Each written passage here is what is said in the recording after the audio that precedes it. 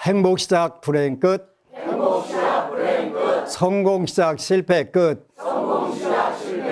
신신문에 오신 것을 환영합니다. 아미타불.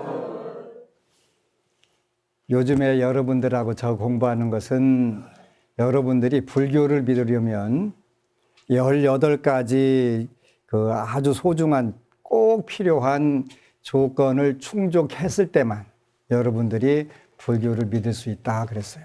그래서 그 이제 하나씩 배워가는데 18가지. 그러니까 17가지를 갖췄다 하더라도 한 가지가 부족하게 되면 여러분들이 불교를 그 신해행증을 할 수가 없어요. 믿고 공부하고 또 현실에서 실천하고 여러분들이 현실 생활에서 부처님 말씀을 깨달을 수가 없다 이런 뜻이에요. 그래서 그 18가지 중에서 8가지는 여유가 있어야 된다. 여러분들이 여유가 있으면 그 불교를 그 믿을 수 있는 충분한 그 환경이 되는 거예요. 첫 번째로. 그래서 그 8가지가 뭐냐? 그래서 이제 그거는 본성의 여유로움을 사유함 그런 얘기죠. 본래 성품상으로 꼭 있어야 된다 그런 뜻이에요. 그래서 그거를 갖추지 못하면 여러분들이 그 불교를 못 믿는 거예요. 그렇게 대한민국은 물론 불교를 포교를 그 전법을 안 해서 그 못 믿는 경우도 있지만 이 18가지의 조건을 충족을 못 시켜서 그 불교를 접근하지 못하는 경우들이 너무나 많은 경우예요. 첫 번째로는 그 여러분들이 그야말로 정말 꼭 그거는 성품적으로 요 8가지가 안 되면 절대로 불교를 그 접근할 수가 없다. 이런 뜻이 들어있는데 첫 번째가 그 8가지 여유가 없는 곳에 태어나지 않아 정법을 닦을 틈이 있는 것을 여유라고 한다. 여러분들이 정법을 공부할 수 있는 틈, 여유가 있어야 된다. 여유가 없으면 여유가 없는 8곳을 가리킨다 그랬어요. 그러니까 여유가 없는 곳에 여러분들이 태어나게 되면 여러분은 근본적으로 불교를 접근할 수가 없다. 첫 번째가 삼악도 그래요. 삼악도 그러네요. 그죠? 3가지의 악한 세상에 태어나게 되면 불교를 접근할 수가 없다. 첫 번째가 지옥. 그 다음에 악귀, 축생. 여기에 태어나면 일단은 근본적으로 불교를 공부할 수가 없다. 믿고 의지하고 공부하고 따를 수가 없다. 어느 법우님이 아주 재미있는 글을 올렸어요. 스님 말씀 받들어 화를 안 내려고 작심하니 시비 거는 사람들이 많네요. 어떻게 대응하는 게 지혜로운 처신일까요? 그러지. 근데 이제 여러분들이 어떤 그 일을 익히는데 그 일거리가 많은 게 좋은 거예요. 그러면 빨리 익힐 수가 있어요. 예를 들어서 그 어떤 그 여러분들이 직업으로 물건을 조립을 한다. 그런데 한 10년에 한 번씩 그 주문을 받으면 그 물건을 그 조립할 수 있는 방법을 익힐 수가 없어요. 그죠? 그런데 매일 일거리가 몰아닥치면 정신없이 하다 보니까 나중에 눈 감고도 할 수가 있어요. 그러니까 그 이 법우님이 그 스님 말씀 받들어 화를 안 내려고 작심하니 화를 돋구는 분들이 막 도처에서 막 발생하는 그러지. 정신없이 발생하는 거. 그러면 좋은 걸까요? 나쁜 걸까요? 엄청 좋은 거예요. 빨리 익히라고 막 기회가 막 주어지는 거예요. 예를 들어서 그 공부를 하는데도 그걸 집중적으로 하려면 공부거리가 많아야 되잖아요. 계속 반복하다 보면 그 저절로 거기에 우리가 터득하는 방법들이 생겨버린단 말이죠. 화낼 거리도 10년에 한 번씩 화내다 보면은 그 맨날 새롭게 화내는 걸 다시 공부해야 돼요. 그래서 이 법우님은 복이 많아가지고 여기저기서 아주 열받게 잘 건드려줘서 화 돋구는 공부를 아주 잘 하고 있는 거예요. 근데 무슨 인류의 평화와 행복을 위해서 화를 받는 게 아니라 여기도 안녕하세요. 저는 인천에 사는 30대 미혼 여성입니다. 우리나라 사람들이 오지랖 넓은 것은 익히 아는 사실이었지만 오늘은 정말 황당한 일로 사생활 참견하는 사람을 만나 무척 기분이 나쁘고 다음에 만나면 제대로 한 방 먹여서 갚아줘야 되겠다고 생각했다가 스님 말씀을 다시 한번 되짚어보며 아니야, 이럴 때 똑같이 기분 나쁘게 안 하고 이겨내야지 하며 스스로 타일러 봅니다. 하지만 쉽지는 않네요. 일단은 그 공부거리를 많은 분들이 제공하니까 요 딱 경계를 당해서는 황당할 수도 있고 기분 되게 나쁠 수도 있어요. 그런데 일단은 행복한 거예요. 이 글을 보시는 분들 중에는 혹시나 주변 젊은이들에게 결혼 관련하여 생각 없이 참견하시는 분들이 계시걸랑 당사자는 얼마나 불쾌하고 스트레스 받는 상황인지 이 글을 보시고 헤아려 주시기 바랍니다. 여러분들에게도 공개로 경고하는 거예요. 저희 화 안 내기 수행이 시험에 처한 에피소드를 말씀드릴게요. 해 갖고 이제 쭉 나오네요. 출근 전에 저는 반려견과 함께 기분 좋게 산책을 다녀오는 길에 엘리베이터 옆에서 옆집 아주머니를 마주쳤는데 서로 이름도 모르고 나이도 모르고 이름도 몰라요, 성도 몰라요, 뭐 그런 거네. 그저 옆집 분위기에 인사만 하는 사이인데다 새 아파트인지라 오래된 이웃도 아니지요. 그런데 오고 가며 제가 싱글인 것을 눈치껏 알았는지 매번 결혼 안 하냐고 인사말 삼아 묻는 것이 아주 습관이 된 것 같습니다. 공부하는데 보시 공부도 어렵지 않고 지계 공부도 어렵지 않아요. 그런데 보시 공부를 열심히 닫고 지계 공부를 하게 되면 그 다음 단계에 오는 게 반드시 인욕 단계가 와요. 분노를 일으키는 환경들이 온단 말이에요. 근데 진짜 중요한 공부예요. 이거 꼭 넘어가야 되는데 쉽지 않아요. 오늘 또 엘리베이터 안에서 대뜸 큰 목소리로 제게 묻길 결혼 안 해요? 왜 안 해요? 해야지. 한 번 갔다 오더라도 하는 게 낫지. 그러니까 덕담이 왁담이요. 하여간 제대로 인욕 공부, 분노에 대한 공부는 제대로 하게 아주 여러분 말대로 온팡지에 걸린 거예요. 그죠? 너무 무례하고 오지랖이 태평양 같은 참견하기 시작했습니다. 무슨 친척 어르신이나 되는 양 결혼을 왜 안 하냐며 거의 따져 묻듯이 질문을 하는데 서로 왕래도 없었고 서로의 상황이나 가치관도 모르는 사이에 어쩜 이렇게 막무가내식 질문을 할 수 있지 하며 황당했지만 애써 미소 지으며 결혼을 꼭 해야 되나요? 결혼이 그렇게 좋은 건가요? 라고 여쭈었더랬죠. 저는 겉보기엔 여성스럽게 단정하게 생겨서 남들이 보기에 순한 줄 아는데 사실 저는 사주상으로 병화일주라는 게 있다는데 병화일주여서 제가 남에게 결벽증에 가까울 만큼 피해를 주는 것을 싫어하고 매너를 중시하며 살고 있기 때문에 무례한 사람을 못 참는 성격이 있습니다. 하지만 주말에도 스님 법회 동영상을 보고 또 보며 저의 이런 타고난 성향을 좋은 방향으로 써먹기 위해 제일 먼저 화를 내지 말자라고 스스로 약속했기에 불쾌해도 참았습니다. 정말 잘했어요. 박수 한번 쳐줄까요?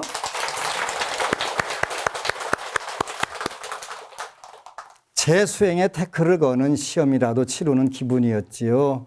아주머니 무례함은 거기서 그치지 않고 제품에 아는 강아지를 손가락질로 삿대질 하듯이 가리키며 이런 거 키우는 것보다 결혼하는 게 더 좋아 라고 말할 때는 불쾌함이 크게 달했습니다. 여러분들 표현하면 뚜껑이 열릴 뻔했습니다. 그런 거죠. 나에게는 소중한 가족이고 자식같이 정을 주고 사랑으로 키우는 반려견을 두고 제멋대로 같이 폄하하고 정작 본인도 별로 좋아하지 않는데 왜 남에게 결혼을 종용하는 걸까요? 나는 이렇게 삶에 찌들고 초라해 보이는 여자지만 너와 달리 결혼한 여자야 라는 자부심이라도 있는 건지 도통 이해가 안 갔습니다. 생각할수록 불쾌하기 짝이 없어서 수행이고 뭐고 다 제쳐두고 다음엔 따끔하게 한마디 해야겠다라는 생각이 간절했어요. 그 앞에서 아무 말도 못하고 착한 척 정중한 척 웃고 넘겼던 제 자신이 바보 같았거든요. 분명 한 번 짚고 넘어가야 하긴 할 것 같은데 어떻게 말을 해야 할까요? 저는 이렇게 말하라고 생각 중이에요. 왜 그렇게 궁금하신가요? 무례한 질문이라는 생각은 안 드세요? 예의를 지켜주세요. 라고 말을 할 생각인데요. 이것조차도 되받아치는 복을 깎아먹는 행동이 될까요? 스님, 그리고 지혜로우신 도바님들의 조언이 듣고 싶어요. 여러분들도 마찬가지예요. 여러분들이 인생에 살면서 여러분들이 현재 겪고 있는 상황들은 업에 의해서 느끼는 것인데 그 업이 다해야만 새로운 상황이 온다. 기도하고 발언하고 수행하는 사람이 맞이하는 모든 인연 속에 항상 중요한 메시지가 담겨져 있습니다. 그것을 발견하고 뛰어넘기까지 수없이 시행착오를 범하고 또다시 도전하는 과정에서 배우게 됩니다. 그러지 상대의 무례는 그 사람의 업입니다. 중요한 것은 그와 같은 상황에서 무례한 상대를 바라보고 대응하고 있는 자기 자신의 업입니다. 그와 같은 경계가 다가올 때 자신에게 숨겨져 있는 악한 생각, 업장을 조복받는 기회로 삼을 것인지 아니면 기분, 느낌, 감정대로 반응할 것인지에 따라 잠복해 있는 악한 습관, 업장을 소멸하고 새로운 세계를 경험하게 됩니다. 지금은 이 말이 쉽게 받아들여지지 않거나 받아들여진다 해도 또다시 오랜 습관을 따라 반응하고 처신하게 될 가능성이 높습니다. 내 한 생각 잘 단돌이 할 수 있는 근기가 되기 전까지 쉽게 정복될 목표가 아닙니다. 당연히 아니지. 저도 수도 없이 그러한 경계에 끌려서 미끄러지기를 반복하며 기도와 수행의 공덕을 물거품으로 만들기까지 반복했습니다. 그래도 정복할 수 있는 힘은 내가 내뱉는 행동과 말 그리고 생각에 따라서 소원 성취가 좌우되고 공덕의 탑도 안전하게 지킬 수 있다는 것입니다. 기도하는 사람도 불평과 짜증을 몸과 입과 생각으로 행할 수 있지만 그 업이 닿기 전까지 그것과 관련된 소원사는 가로막혀서 풀리지 않게 됩니다. 그래서 이 옆집 아주머니는 엄청나게 고마운 분이에요. 고마운 분이에요. 그러니까 인육 공부를 시켜주려고 그날 아침에 작정하고 지장보살님의 특별한 지시를 받고 나온 거예요. 그렇게 잘 지나가기를 엄청 잘한 거예요. 몇 번만 계속 하면요. 쉽게 넘어갈 수 있어요. 그지? 제일 재밌는 거는 여러분들이 저도 이제 지나가다 보면은 개들이 가끔 저한테 짖을 때가 있어요. 근데 우리 절 뒷집에 제일 작은 것이 주먹대가 많은 것이 나만 보면 짖어서 큰 애들은 안 짖는데. 그래서 생각해도 같이 엎드려서 짖어볼까? 나도 개띠인데, 에이, 돼요, 안 돼요? 때로는요, 그게 저 소리가 우리 뒷집 강아지가 짖는 소리일 수도 있다라고 생각을 할 수도 있는데, 그렇게 생각하는 것보다는 하여튼 기회를 많이 줘서 그 기회를 여러분들이 빨리 숙달화 해가지고 뛰어넘는 게 중요한 거예요. 그래서 그런 기회를 많이 접할수록 여러분들이 익숙해지고 뛰어넘을 수 있는 확률들이 훨씬 높아져요. 그러니까 감사하다고 명절 뭐라도 하나 사가지고 가세요. 또 신증법사님이 글을 올렸네요. 그냥 신경 써주셔서 감사합니다 라고 말하고 웃으면서 지나가세요. 어떻게든 반응을 보이면 댓글이 들어오니 그렇게 매너 있게 웃으면서 더 말 걸 틈을 주지 말고 지나가세요. 시간이 지나면 제풀에 지칠 겁니다. 화를 내는 것은 서로에게 도움이 안 됩니다. 달라이 라마께서는 누가 뭐라고 한다고 해도 마음은 다치지 않는다고 하십니다. 그 아줌마의 오지랖과 광목님의 이해 사이에는 작은 틈이 있습니다. 그 아줌마의 오지랖은 광목님 눈앞에 일어나는 현상인데 그 말이 내 자존심을 다치게 한다라고 생각하는 것과 인과적인 관계는 없습니다. 다치고 안 다치고 하는 것은 본인의 업감이라는 뜻이에요. 그러니까 다칠 수도 있고 안 다칠 수 있는데 우리는 중생이니까 당연히 다치지요. 그래서 가능하면 눈탱이 밤탱이도 만들 수가 있죠. 그러면 남는 게 별로 없다. 그래서 인과적인 관계는 없습니다. 없는 게 사실인데 우리는 그렇게 행동하기 어려워요.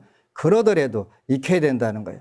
다시 그럴 때에는 조금 더 이성적으로 생각해 보시는 것도 도움될 듯 합니다. 또 한 분이 그 영화 감독하시는 분이 글을 올렸네요. 저는 오랜 싱글 라이프 후 늦은 결혼을 했습니다. 뇌과학자 장 박사에 의하면 인간은 기본적으로 편가르기를 하는 존재라고 합니다. 사람한테 어떤 낙인이나 꼬리표가 붙으면 그 사람 자체를 들여다보기보다는 내 편, 네 편으로 나누어 메커니즘이 작동한다고 합니다. 미혼인 사람에게 결혼을 이야기하는 사람들의 심리도 그런 것이 아닐까 합니다. 편가르기에는 우월감과 열등감이 같이 담겨 있다고 봅니다. 그분의 경우는 결혼한 우월감과 능력 있고 자유로운 싱글에 대한 열등감과 부러움이 공존하는 거죠. 두 인생 다 살아본 입장에서 어느 게 더 대단히 좋진 않습니다. 분명한 건 늦게를 하길 잘했다는 겁니다. 이건 제 의견은 아닙니다. 요즘 가뜩이나 그 가임 기간 넘어가고 결혼한다고 국가 정책상 옳은 것인지 아닌 것인지는 잘 모르겠습니다. 혼자 산다는 건 어렵다.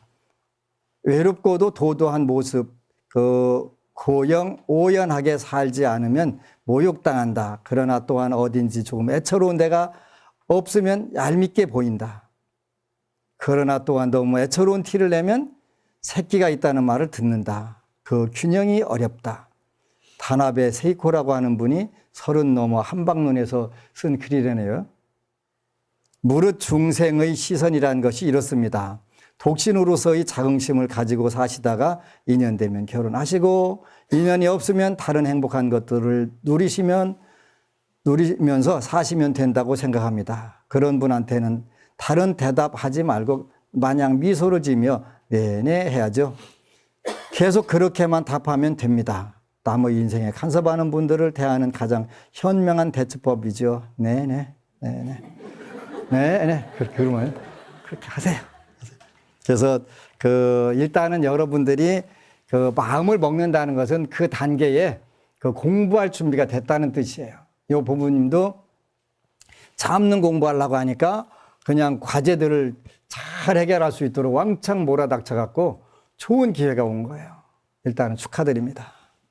그래서 여러분들이 첫 번째로는 여유가 없는 곳에는 8가지가 있다라고 그랬는데 지옥, 악의, 축생, 요 사막도 이렇게 표현해, 사막도. 그래서 지옥을 정말 여러분들 지옥 가면 안 돼요. 그런데 불자들이 육도윤회를 제일 안 믿어요. 여러분들만 빼고. 그런데 지옥이 있어요. 지옥이 있어요. 지옥은요, 어디에 있냐면요, 요 공간, 그대로 이 공간에 있어요, 지옥이. 공간이 있는데 파장대마다 다르단 말이에요. 우리가 볼 수 있는 가시광선의 파장대가 있고, 귀로 들을 수 있는 사이클이 있고, 전부 달라요. 개나 쥐, 고양이하고 다 다르잖아요. 그죠? 달라요. 그래서 축생이 보는 세계가 다르고, 인간이 보는 세계가 다르고, 악귀나 귀신이 보는 세계가 다르단 말이에요. 그 중에서 요 지옥을 가장 정난하게 묘사한 부분이 지장경인데 그 중에서도 오무간 지옥이에요. 오무간 지옥. 무간, 간격이 없다는, 틈이 없다는 거예요. 시간적으로, 공간적으로 쉴 틈이 없는 거예요. 초장파 세계. 그러니까 한 사람이 들어가도 꽉 차고, 만 사람이 들어가 꽉 차는 움직일 수 없는 자유가 없는 세계를 말하는 거예요. 지옥. 근데 진짜 한빙지옥도 있고, 팔열지옥도 있고 다 있어요. 근데 여러분들은 정말 따뜻하고 좋은 환경에서 살으니까 지옥 아니라고 없다고 생각하는 경우 있는데, 얼마 전에 어느 내외가 저한테 찾아왔어요. 여보부님은 타종교를 오랫동안 믿다가 불교로 오셨대요. 너무 반갑고 고맙잖아요. 그렇게 그분은 엄청나게 탁월한 선택을 하신 거예요. 탁월한 선택. 그런데 본인이 탁월한 선택이라는 걸 느끼는 거예요. 인과법을 알고, 그 다음에 전생에 업을 녹이는 방법을 알고, 다음 생에 사막도에 떨어지지 않을 방법을 알고, 너무 기쁜데, 문제는 남편이 안 믿는 거예요. 이제 서울시청에 공무원으로 평생 근무를 하고, 정년퇴직하고, 아주 만족한 삶을 사는 거예요. 뭐 별로 필요한 게 없는 거예요. 그래서 마음이 뭐 부처면 되지. 그래, 잘났다 그러지. 되게 잘났네. 그런데 금생은 그렇다고 치고 다음 생은 어떡할 건데? 다음 생은 어떡할 건데? 다음 생에도 금생에 과연 그 본인이 누리고 있었던 복을 다 누릴 수 있을까? 누릴 수 있을 것 같지. 그랬더니 그게 왜 그러냐면 모르니까 있을 것 같는 거예요. 여러분들이 지장경 읽어보니까 그야말로 행동하는 거, 말하는 거, 생각하는 거 죄 아닌 게 있어요, 없어요? 없어요. 무식해야 씩씩해져 가지고 없다고 생각하는 거예요. 읽어. 좋은 말 할 때 읽어나 그랬더니 읽겠다고 하더라고요. 다음 생 보장만 할 수 있으면 뭔 짓을 하고 살아도 아무 문제 없어요. 근데 불교는 다음 생 생각해 보면 난 잠이 안 오더라. 너 얼마나 복 짓고 살았나. 다음 생에도 이 복을 그 인간만 받을 수 있을지 한번 그 확률상으로 따져봐라. 안 된다.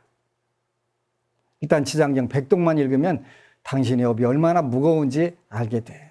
업을 강조하기 위해서 한 게 아니라 다음 생에도 금생에 누린 복보다 더 좋은 복 누리게 하려고 하는 거예요. 한빙지옥 요즘에 밤에 차가운데 만약에 홀랑 벗겨놓고서 그 얼음 위에다가 세워놓으면 얼마나 시원할까요? 얼어 죽잖아요, 그죠? 얼어 죽어요. 얼어 죽는데 지옥은 하루에 만사 만생이라는 말, 10,000번 죽고 10,000번 태어나는 거예요. 근데 여러분들이 한 생 살면서 느꼈던 것처럼 그 기간이 똑같다는 거예요. 혹시 교통사고 나본 분들은 순간적으로 하는 사이에 태어나서부터 미래까지 걱정이 다 들어와요. 저 한번 해봤거든요. 하는 사이에 큰일 났네. 그래서 태어나서부터 쫙 들어오는데 그 뭐 불과 1, 2초밖에 안 되는데 평생이 다 계산돼갖고 나오잖아요. 그 짧은 시간에 그 다음에 앞으로 어떡하지? 뒤까지 다 고민한단 말이에요. 그 짧은 시간에. 그러니까 그 짧은 시간이 한 생 한 생 돼가지고 만사만상이 하는데 평생 80, 90까지 고통받았던 걸 그대로 느껴가면서 또 태어나고 또 태어나고 한없이 태어나는 거예요. 여러분 겁주려고? 아니에요. 그러니까 티베트 분들이, 티베트 스님들이 수행하는 것은 금생은 인간 몸은 받았지만 다음 생은 어떻게 할 거냐. 많은 분들이 전부 다 환생했을 텐데 제사는 왜 지내나요? 라고 묻는 경우 있어요. 환생이요? 환생 확률이 굉장히 작아요. 인간 몸을 받지 못하는 사람은 지구와 같고 인간 몸을 받는 사람은 손톱에 때만큼 된다고 그랬으니까 확률상으로 얼마나 작은 거예요. 대구에 어느 법우님이 지장경 읽다가 사람 몸 받기가 그렇게 어렵냐고 그래서 제가 확률상으로 미국에서 나온 자료를 제공을 했어요. 정상적인 남녀 간에 평생 아기를 낳는 작업을 할 수 있는 횟수를 따져보니까 3,000회 정도 되더래요. 3,000회. 거기에서 나오는, 남성에서 나오는 정자수가 1회당 3억 개가 되는데 3억 개 된 3,000회면 9,000억 개가 되는 거예요. 9,000억 개가. 9,000억 개 중에서 10명 태어나면 900억 대 1이에요. 저는 900억 대 1이에요. 우리 어머님이 열나셨거든요. 5 잃었어요. 1,800억 대 1이에요. 생존 확률이. 1,800억 대 1. 여러분들은 그렇게 안 되는 그보다 더 훨씬 높은 분들이 많겠지요. 다음 생에도 1,800억 대 1 태어날 수 있는 확률이 자신 있으면 아무렇게 살아도 돼요. 근데 쉽지 않아요. 로또 정도가 아니에요. 그래서 우리가 소중한 인생을 멋지게 살으라는 거예요. 잘 살으라는 거예요. 여기서 잘 살으라고 하는 것은 계율과 선정과 지혜를 닦으면서 살으라는 뜻이에요. 그거를 하게 되면 의식주는 저절로 잘 해결이 돼요. 지옥에 태어나면 밤낮으로 쉼없이 춥고 더운 극한 상황을 당하여 법을 닦을 기회가 전혀 없다. 극한 상황. 여러분들이 시베리아에서 떨고 있는데 불교 공부를 하겠어요? 연부를 하겠어요? 그지? 안 된단 말이에요. 추워가지고 정신없는데 그게 되겠어요? 여러분들 어디 가서 무슨 일 생기면은 연부를 해요? 아니면 엄마, 아빠 불러요? 엄마 아빠 부를 확률이 높지, 그지? 높아요. 평소에 여러분들이 해도 그게 급한 상황이 오게 되면은 아버지, 어머니 불러요. 그러니까 지옥에 태어나면 밤낮이 아니라 그 중에서 아무런 여유가 없는 거예요, 여유가. 정신없는 거예요. 그 고통을 받느라고. 근데 이 고통이 보통 고통이 아니잖아요, 그지? 만약에 엄청나게 추운데 입은 옷도 시원찮고 바람을 피할 장소가 없다고 생각하게 되면 정말 한빙지옥 안 가야 되겠다 하는 생각하게 되지. 팔열지옥도 마찬가지. 용광로 옆에 있으면 엄청 실이 땀나고 따뜻해요. 따뜻해. 정신없이 따뜻해, 그지? 죽고 싶을 정도로. 근데 그 고통을 전부 느낀다는 거예요. 느낀다는 거예요. 뭘로? 업으로. 그래서 첫 번째 여러분들은 지옥에 태어나지 않았기 때문에 불교를 공부할 수 있는 첫 번째 조건들이 성취된 거예요. 다음 생에도 지옥에 안 태어난다는 보장은 일단은 없어요. 왜냐하면 여러분들이 업을 짓는 방법은 행동으로 짓는 세 가지 업이 있고 살도움, 입으로 짓는 4가지, 악구, 기어, 양설, 망어가 있죠. 그 다음에 생각으로 짓는 업이 탐진치 3가지가 있단 말이에요. 거기에서 어떤 부분들에서 심하게 훼손하게 되면 그 법은 다시 악몽이 없어지고 육식파에서 채식주의자로 변하는 나. 아까 그 법은님 이제 인욕 공부를 이제 드디어 통과를 한 거예요. 그죠? 그 옆집 분에게 꼭 선물해 주세요.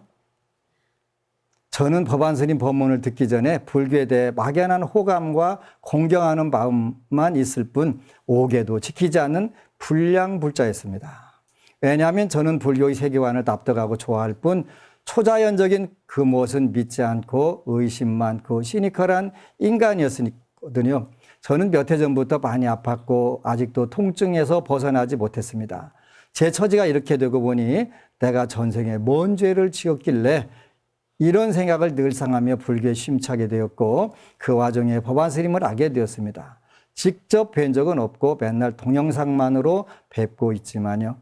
스님 동영상 법문을 들은 뒤 지장기도를 시작하였고 이제 20독을 넘어가고 있는데 아직 기도 성취는 이루어지지 않았으나 뜻밖의 제게 생긴 변화가 있어 공유하고 싶어요. 저는 어릴 때부터 악몽을 자주 꾸고 때문에 깊은 잠을 못 이루고 악몽 때문에 소리를 지르고 욕하는 잠꼬대를 자주 해서 가족들로부터 놀림을 당하곤 했습니다. 제가 악몽에 시달리는 줄도 모르고 가족들은 잠꼬대하는 것만 듣고 제 성격이 못해서 그렇다고 쉽게 말했습니다.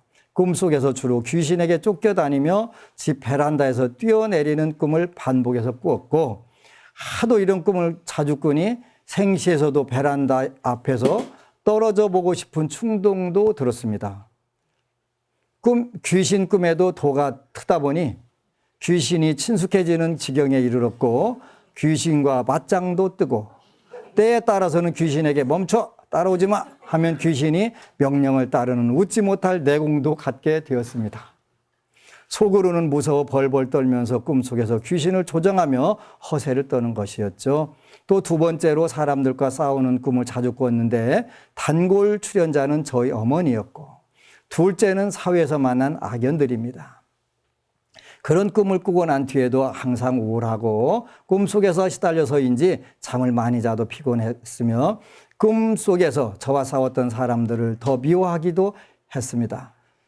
법안스님과 지장기도를 알기 전에 악몽에서 벗어나고자 능엄경이 좋다는 얘기를 듣고 몇 개월간 독송하였는데 놀랍게도 능엄경을 외우고 잔 날에는 악몽을 안 꾸는 우연이 반복되며 이것이 필연임을 알게 되었습니다. 하지만 그때 저는 오계를 지키지 않았고 무작정 기도만 외우는 불량불자였고 법안스님 법문을 들은 뒤로 오계를 지키고자 노력하면서 그와 함께 지장경 기도를 하고 있습니다. 저희 가족은 본래 고기 반찬 없이는 밥을 먹지 않는 육식파 가족이었는데 저 또한 어린 시절부터 고기를 무척 좋아하여 고기만 보면 이성을 잃을 정도였습니다. 그런데 이런 제가 언제부터인가 고기 냄새가 싫어지고 먹으려고 구워놓고도 입을 대기가 싫은 식성으로 바뀌었습니다. 법안스님 말씀 중에 제 무릎을 탁 쳤던 가르침이 있는데 노루, 개고기, 염소, 자라, 뱀 먹지 말라는 말씀입니다.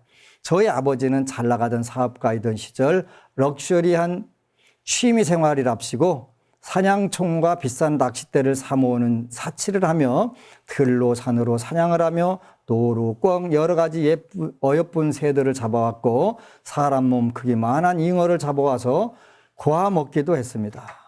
저는 덜짐승 냄새가 역해서 어린 시절에도 먹지 않았는데 어른들이 사냥해온 동물들을 먹는 모습을 보며 왠지 소름이 끼치고 징그럽게 느껴졌었습니다. 아버지가 죽어가는 동물들을 잡아왔을 때 그 가여운 동물들의 모습이 너무 가엽고 또 가까이서 야생동물들을 자세히 보면 너무나 아름답고 예쁜데 저희 아버지가 그 소중한 생명들을 죽였던 것이 그때는 큰 죄악인 줄 몰랐지만 마냥 불쌍하여 아빠 몰래 죽어가는 새를 들고 가서 치료해달라고 병원에 데려간 일도 여러 번입니다. 아빠는 동물의 생명을 빼앗고 저는 그 동물을 살려달라고 철없이 병원에 가서 때를 썼던 것입니다. 당시 저희 집이 동네 유지였기에 의사들은 치료를 해주는 척 했지만 그렇게 한들 총상을 입은 동물은 살아나지 않았고 동물들이 고통만 연장할 뿐이었죠. 그걸 몰랐던 어리석음 또한 죄였다는 것을 이제야 알게 되었습니다. 아무튼 저희 집은 할아버지 때부터 동네 유지였는데 아버지가 할아버지의 그 많은 재산을 다 탕진하고 사업이 망하면서 가세가 기울었습니다. 때문에 법안 스님 말씀을 들은 뒤 어린 시절의 일들이 떠올라 소름이 끼치고 눈물이 나서 지장기도 할 때마다 저희 아버지가 죽인 짐승들에게 참여하는 기도를 합니다. 이제 더 이상 저는 꿈에서 귀신에게 쫓기거나 어느 누군가와 싸우는 꿈을 꾸지 않습니다. 아직 정신적으로 무르익고 지혜를 다 갖추진 못했지만 제게 이런 변화가 일어난 것처럼 앞으로도 하나하나씩 더 좋은 일이 일어나길 소망합니다.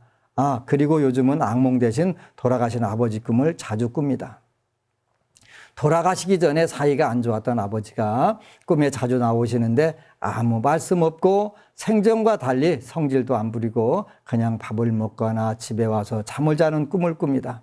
뭐라고 말을 걸어도 대꾸는 안 하지만 생전의 포악한 모습과는 달리 키가 한풀 꺾여서 있는 것이 짠하기도 합니다. 이 꿈의 의미는 무엇일까요? 곰곰이 생각해 보니 아마 기도를 더 열심히 해서 아버지 자신을 악도에서 구해달라고 제게 메시지를 보내는 것과 같은데 제가 아직 수행이 덜 되어서 그런지 조금 얄밉기도 합니다. 앞으로도 수행이 더욱 정진하고 지장기도 열심히 해서 또 좋은 소식 전할 날 있길 바랍니다. 도반님들도 모두 성불하세요. 감사합니다. 여기에는 아주 많은 교훈들이 있네요. 그죠? 살생. 제가 절대로 가지면 안 된다고 하는 취미 두 가지 있네. 그죠? 사냥과 낚시. 그리고 결국은 사업을 쫄딱 망할 수밖에 없지. 그 업에 의해 가지고. 그리고 노루라든가 가게 되면 특히 더 그러게 되는데 이제 악도에 들어가 있으니까 그나마 자손이 기도를 한 공덕으로 나오기 시작하는 거잖아요. 이제 꺼내달라고 하는 그야말로 어필, 하소연을 하는 거잖아요. 배고프다고 밥 먹는 모습 이런 걸 한단 말이에요. 그래서 우리가 지옥에 태어나지 않은 여유로움. 두 번째가 아기로 태어나면 하루 종일 기아와 갈증의 고통을 겪느라 역시 법을 닦을 기회가 없다.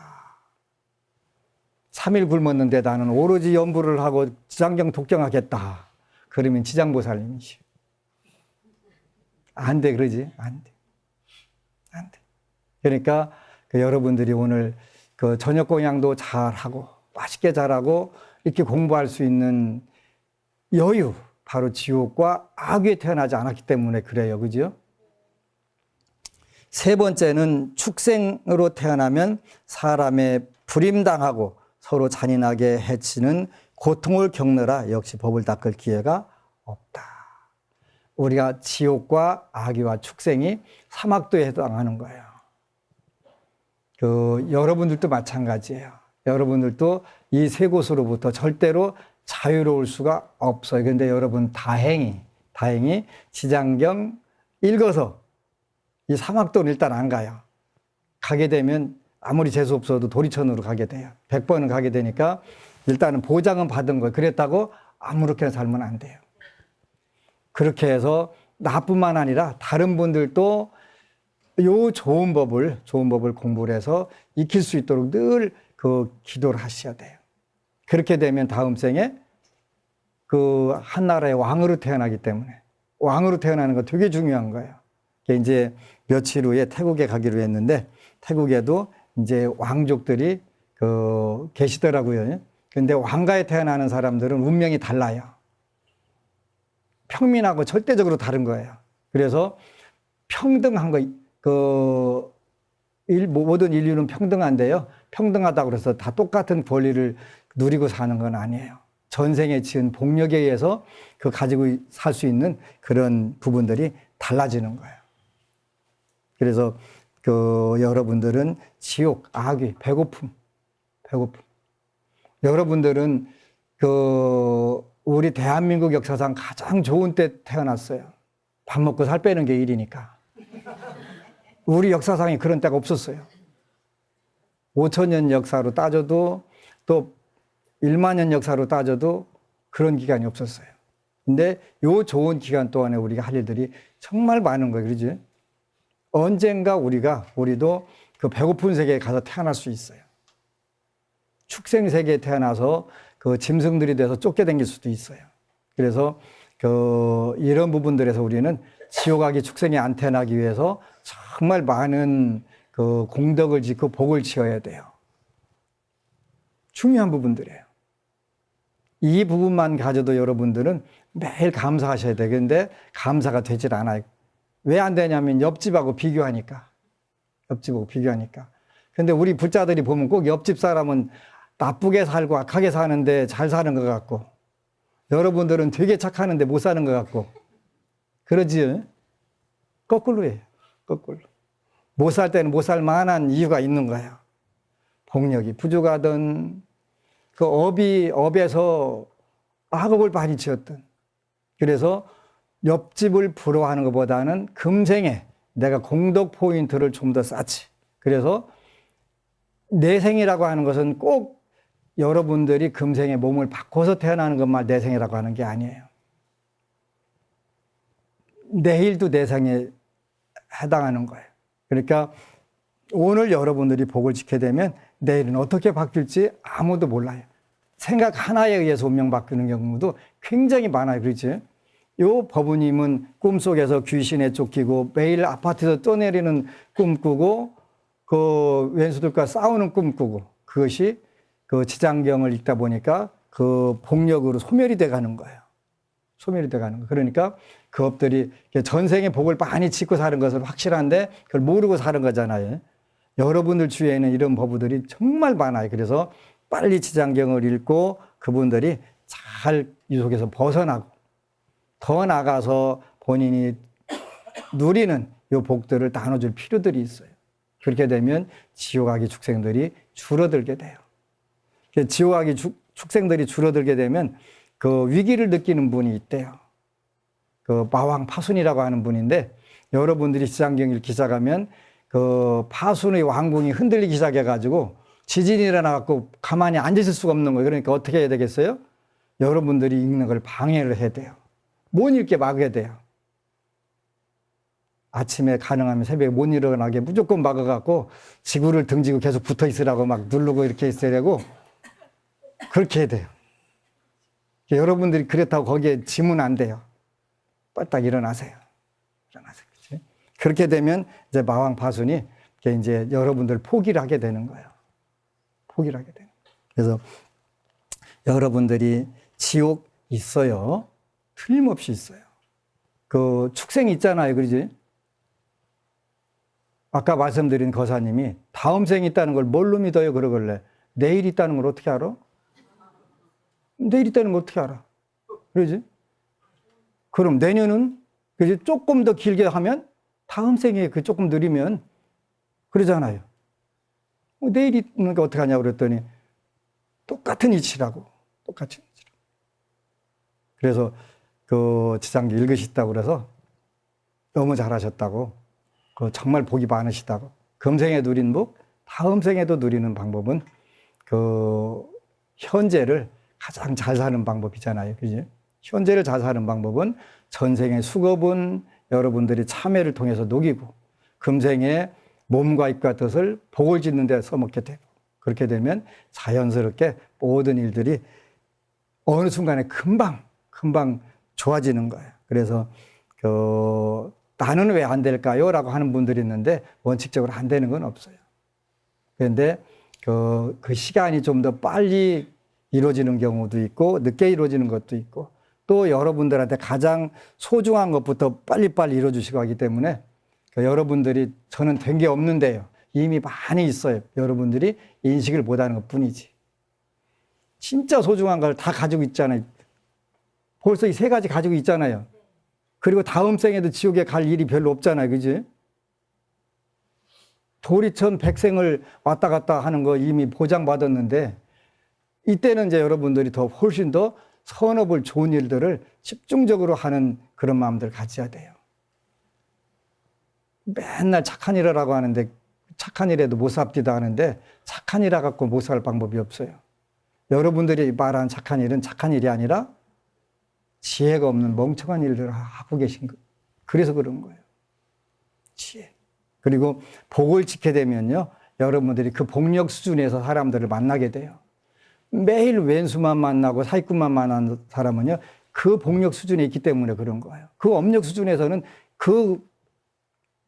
개가 개하고 어울리지 무슨 개가 소하고 놀겠어요. 그지? 아주 드물은 경우는 그렇게 되지. 그러잖아요. 똑같은 거예요. 이치가. 그리고 끼리끼리 어울리는 거예요. 그래서 제일 중요한 부분은 언제든지 복력이다.